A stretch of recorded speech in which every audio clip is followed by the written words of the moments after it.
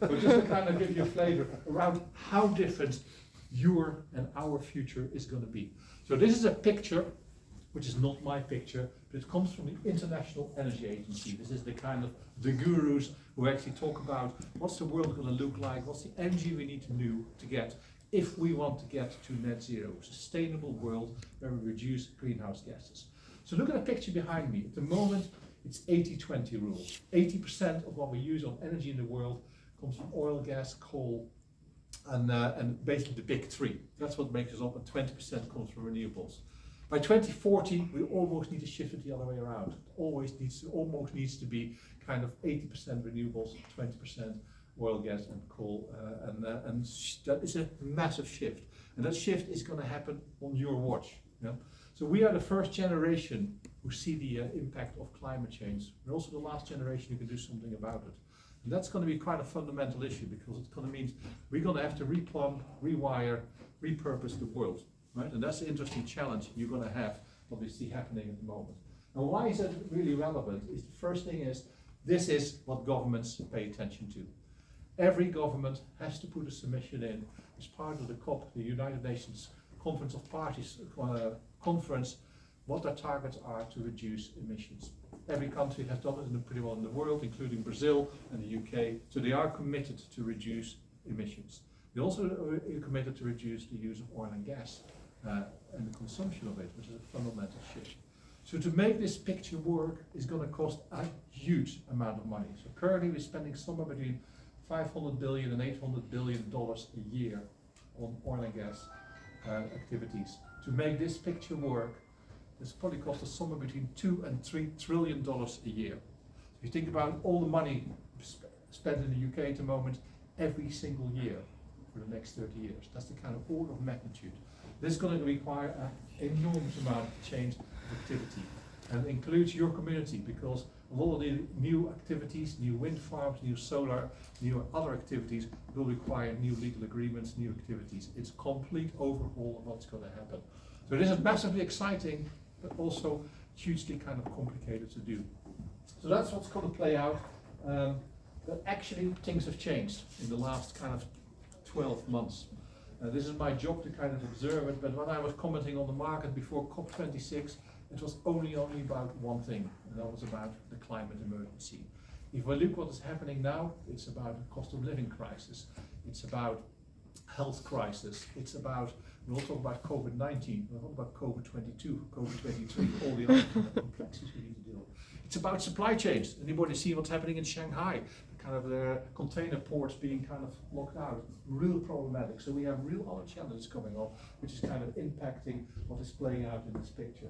And that is a really kind of complexity we need to deal with.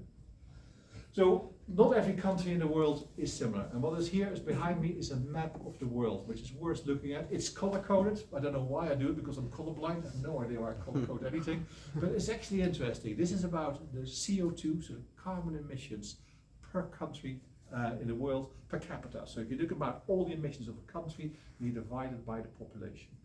And there is a massive difference. So although we all have the same outcome, we want to go to net zero, we all have a very different starting point and a very different journey. And let me give you some extremes of the spectrum. Anybody been in Qatar? Anybody know what Qatar is? Yeah? Yeah? You been there? Yeah. Qatar is a fantastic place, but energy consumption is quite high, would you agree? Yeah. So Qatar, in terms of emissions, is one of the highest in the world. And you can see what they're doing, around just 37 tons of emissions per person. Compare that to the UK, around 5.5, so Qatar is 7 times higher. Compare it to Brazil, 2.2. So you can compare it to anybody from Kenya? No? So Kenya, 0.3. So you can see completely different starting points in terms of emissions, completely different focus on there. So you can see the big economies, predominantly the big economies like the US, big economies like Russia, other big economies are seriously under the spotlight to reduce emissions, because if you do it there, you make a material impact on the world. But the point to note is that we all have the same destination, with a very different starting point and a very different journey. And that has an impact what's happening in policy on each of these countries. No doubt you're going to hear more from Barbara as well around what's happening in Brazil. So the building blocks of the future are going to be a far more diversified energy mix. Yeah? Again, we will have the same pressures if you think about how you heat or cool your home, how you're going to travel, how you're going to fly.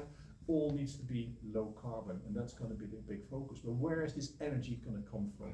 And again, map of the world here, a lot of the building blocks of the future are going to come from two areas, and that's wind and solar. And those are going to be where the majority of energy is coming from. Now, why is it relevant? If you think about the big three at the moment, oil, gas, and coal, 80% of all the oil, gas, and coal production is concentrated in 20 countries around the world. Just think about it, 20 countries do 80% of all the production. The future of energy isn't anything like that. Future energy will be a localized, regionalized, distributed model. Solar is local, wind is local. So you need to start thinking about it. Every single country will need to have an energy policy. Every single country will probably start generating electricity locally. The responsibility will come to local governments, regional governments. The regulatory system needs to change because it's never been done like that. So it's going to be completely overhaul of what is going to play out. Now, if you're in the legal community, which hopefully most of you are going to be, this is a pretty cool world to be in, because actually this is kind of needs to be put in place. But also for governments, it's actually quite exciting because they can take control of the energy future. They can determine how many wind turbines or how many solar farms or other activity they can be put in place. But it also has huge implications for the oil and gas and coal producers because, of course, it's a shifting balance where it's going to be the power shift is going to be quite material over years to come. Now again, color-coded map, not sure why I do it, but really interesting if you think where wind and solar is going to be, because some countries are really good for certain things. For those who had the pleasure of living in Scotland for a long time, like me, this is a good place for wind. You've probably been there, and if you haven't seen it, go out in December or January, you'll find out how good this place for wind is. But actually, that is not everywhere, right? So we are very blessed, and we have lots of offshore wind coming up, and we are showing the minimum it meets for the UK. But other countries have far more solar. So if you kind of far more in the kind of in Africa and Latin America, and also in the Far East, solar is far more the kind of development of choice. Solar will probably be the largest energy generator in the world, followed by wind in the kind of the next 20, 30 years. That's the big shift, what is going to happen. No doubt you'll talk about it. Brazil is blessed in both, so what is a fantastic place to be. Scotland probably will be around for wind.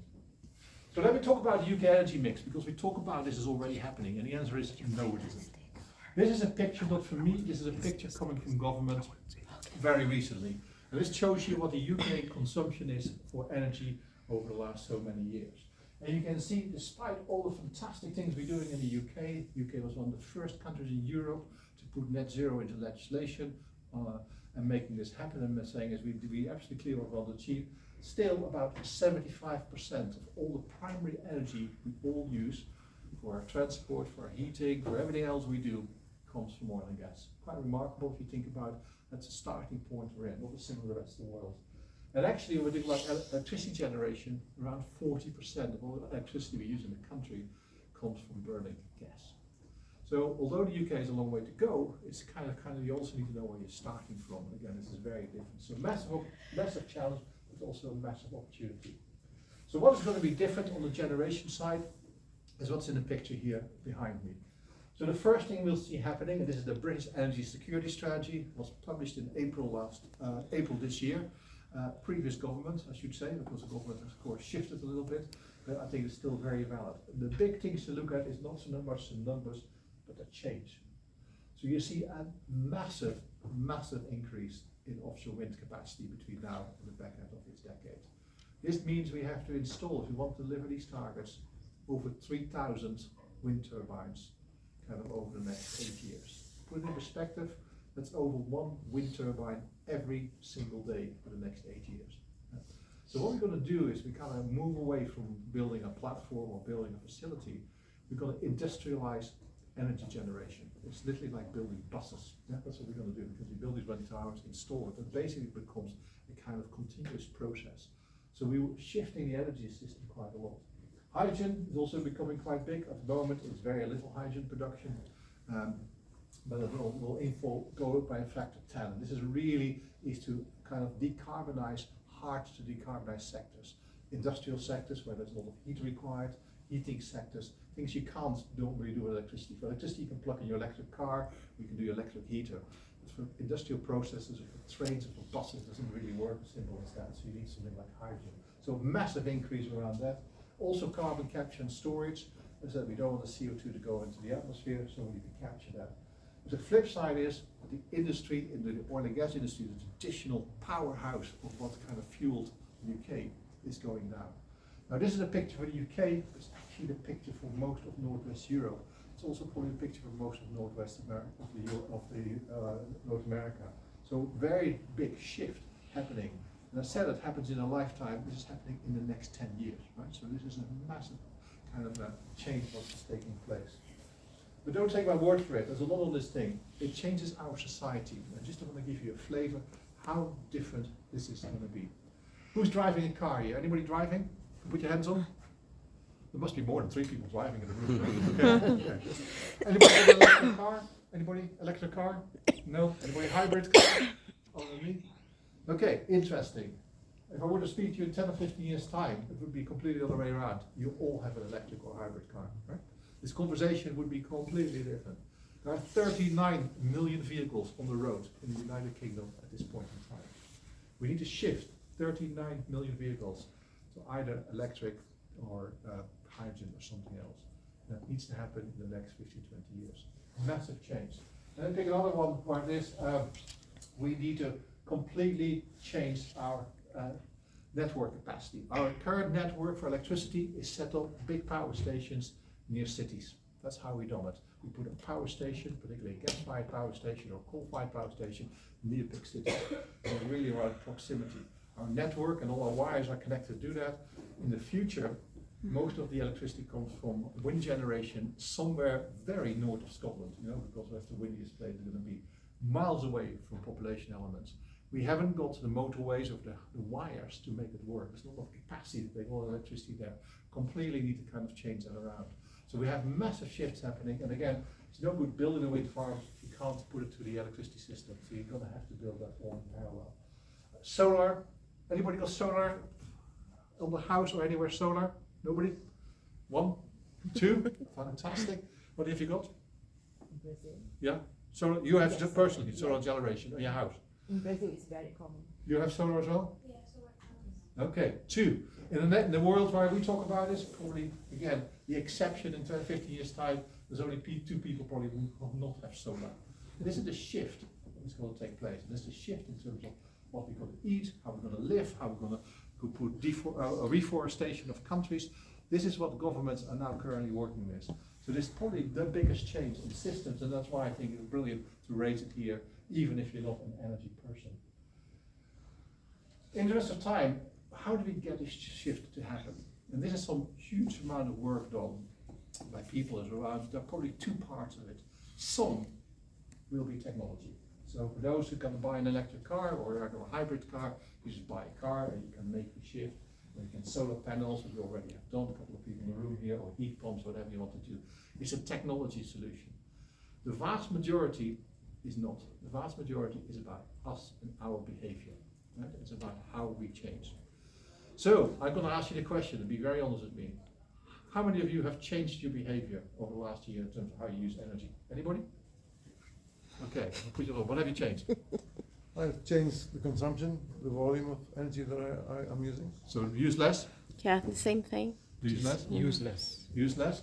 Anybody else change? Yeah, I use less. Use less? Anybody else?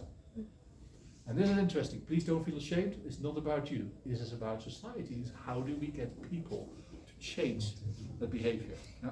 So one thing that's happening is the cost of living crisis forces us to use less electricity, less gas. That's kind of, it's a negative way of change. It's how do we get society to saying is, actually I don't drive, I'm going to take a bus.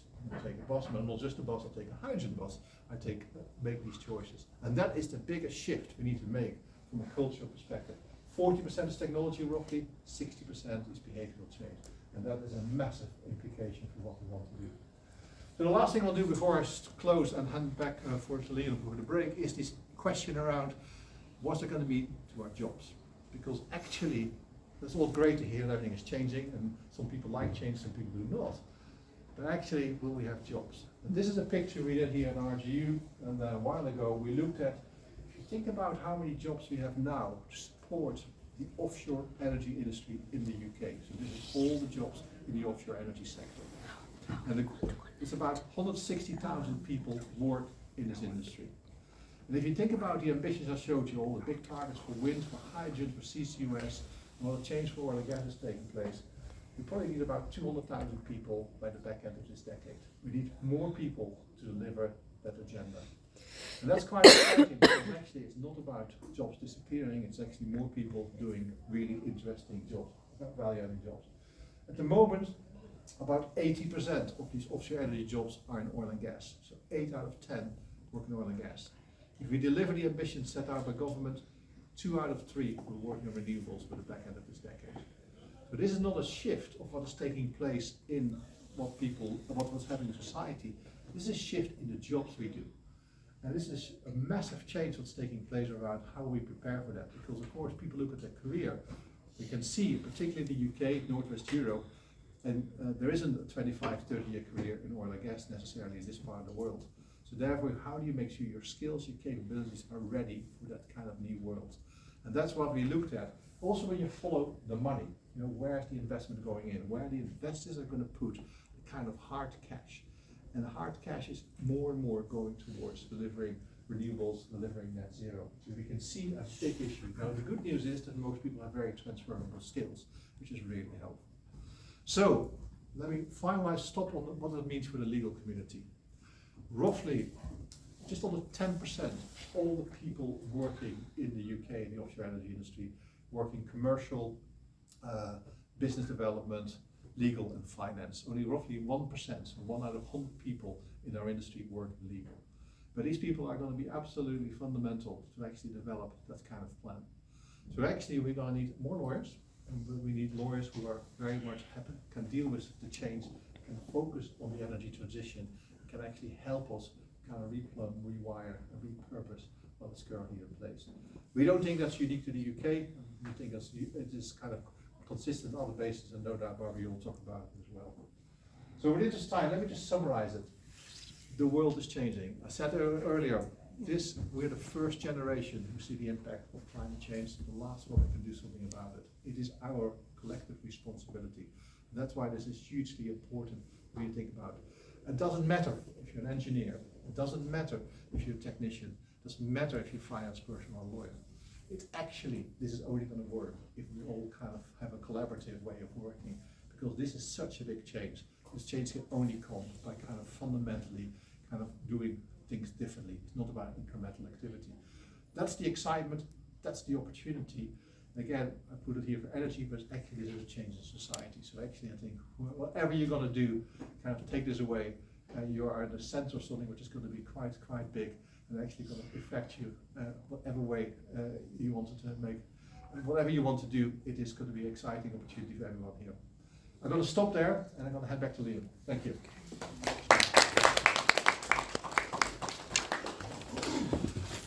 Thank you very much. I'd like to invite you, anybody, to ask any questions.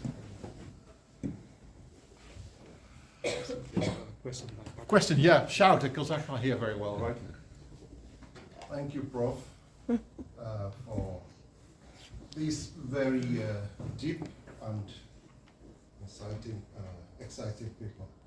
I took copious note of your slide on UK energy mix, and I am wondering if you could speak to the fact that wave and tidal energy was not particularly mentioned. And I know Scotland is taking a lead in this area, and I can attest to it that they're contributing a lot to the energy mix. Yeah, no problem. So the question. The second one. If you don't know. As we transition, I see that there are millions of vehicles that will probably not be needed by the time we go renewable.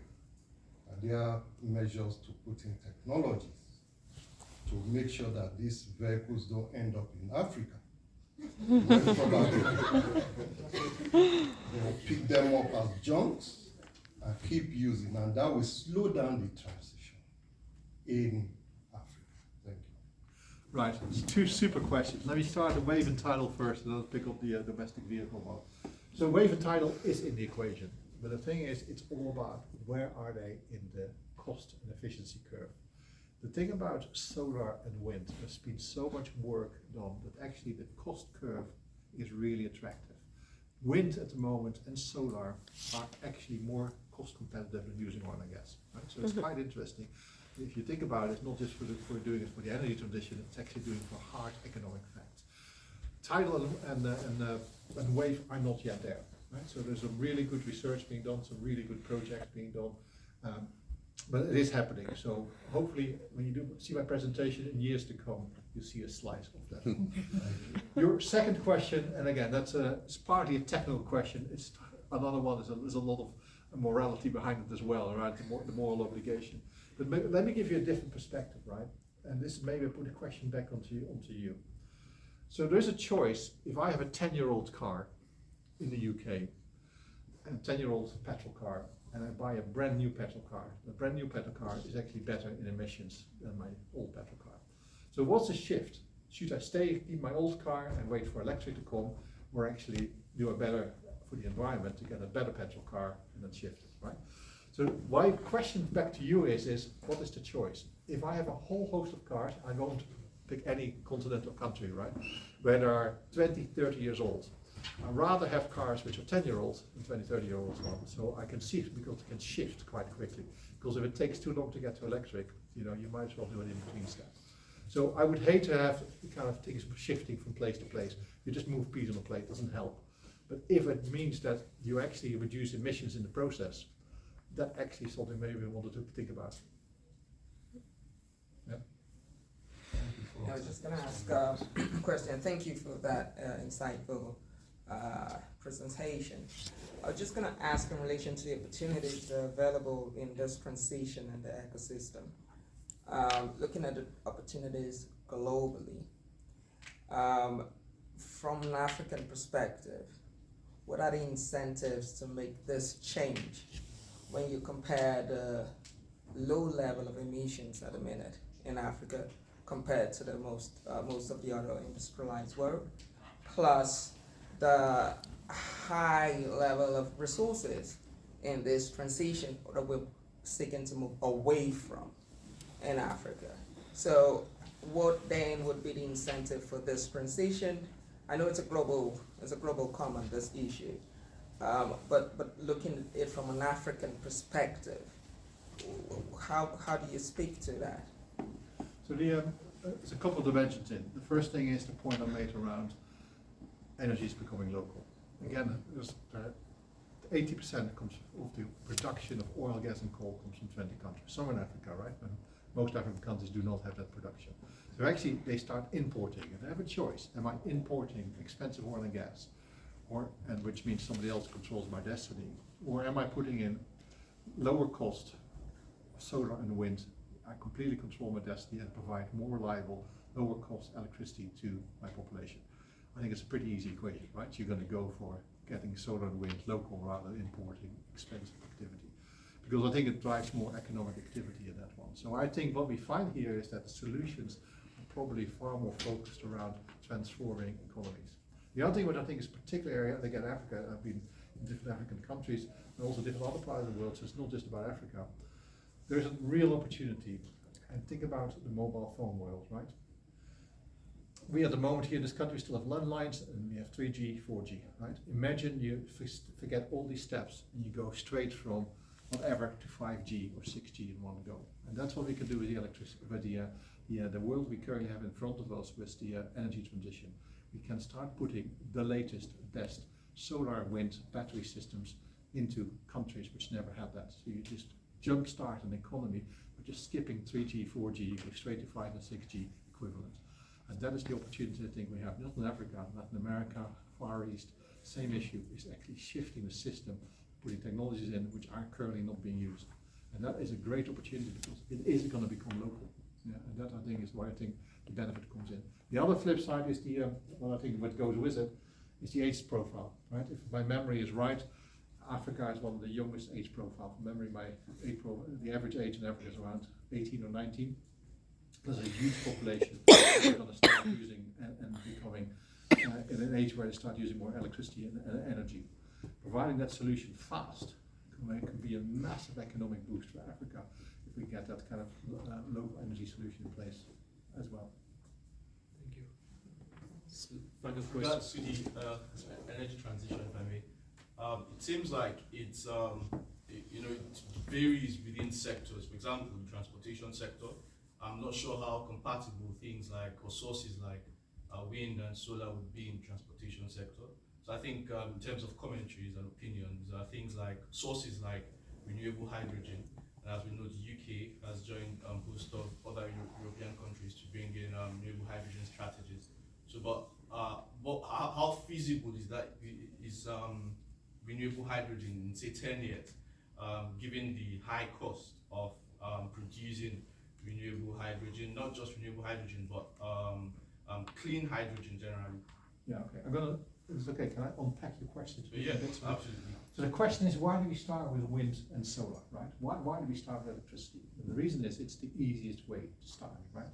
Because actually we know how to do wind generation, we know how to do solar generation that generates electricity, and therefore we can decarbonize electricity system, right? And that's great, which is transport, which is our kind of lighting, which is some domestic heating, fantastic. What we haven't done is do the harder bit. How do we decarbonize big heating systems? 85% of the households in the UK use gas. How do you decarbonize that? How do you decarbonize heavy transport, trains, marine vessels, that kind of activity? And that's where hydrogen comes in. The problem is hydrogen doesn't exist. It's a transition fuel. You need to make hydrogen. So therefore you need to use electricity or something else to make hydrogen. That always has an extra cost to it.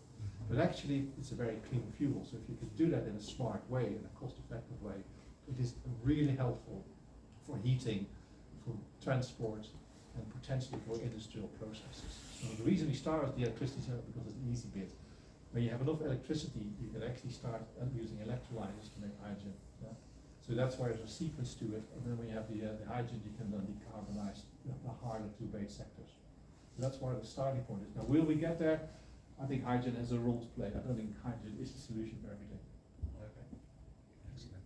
So thank you very much. Please join me to say thank you again to Professor Paul for your